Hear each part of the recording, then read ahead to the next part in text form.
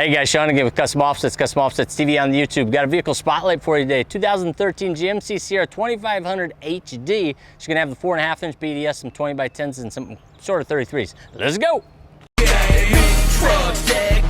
Rolling through the wood and it flexed out. Rims so big and the windows black. Got the knob all lit up, double chromed out stacks. Yeah, we love to get them dirty, but still they so clean. Custom Offsets, Team Chances, the genie on top of it now. We ain't never gon' fade, so you better get ready for taking over the game.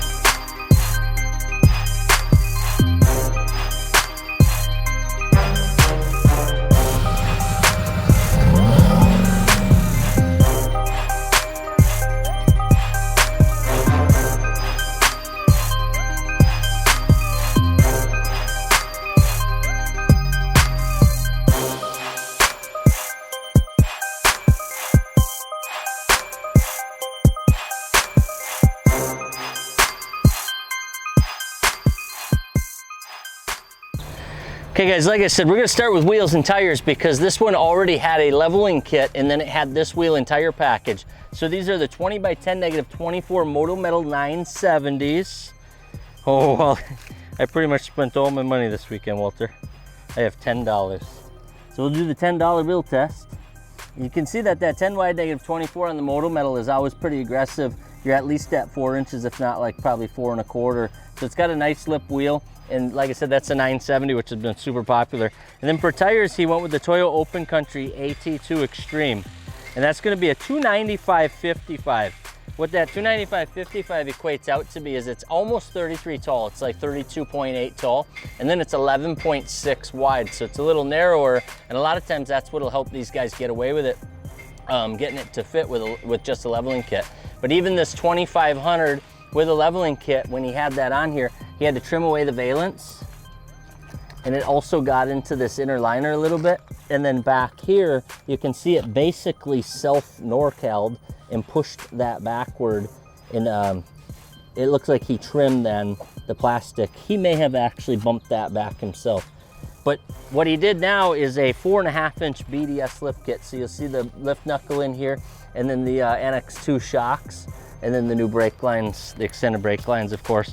And he went up with that 4.5 inches. Now what it's gonna do a little bit, he still has the leveling kit torsion keys in there. So you'll see that that front is up just a little bit. It's got a little bit of squat in the rear. So now you would have two choices. You could come up with some sort of block system and bring the back up a little bit, or you can actually just go and get a set of stock keys, swap those out and bring that front end back down a little bit. I'm pretty sure he plows with this truck, so I don't know if he's gonna put the plow back on. In that scenario, you'd almost want it to stay like this, because then once the weight of the plow on, the truck will actually be level. So it's all personal preference. But if you look down the side of that, Wally, you'll see that it's pretty aggressive with even that 10 wide, because of that lift knuckle pushing that front end out a little bit. It's gonna have a nice aggressive stance with that almost 12-inch wide tire on that 10-inch wide -24.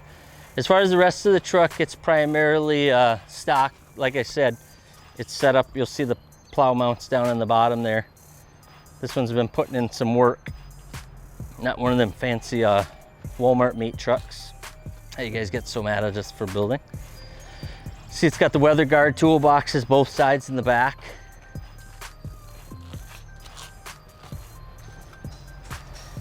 MBRP tip.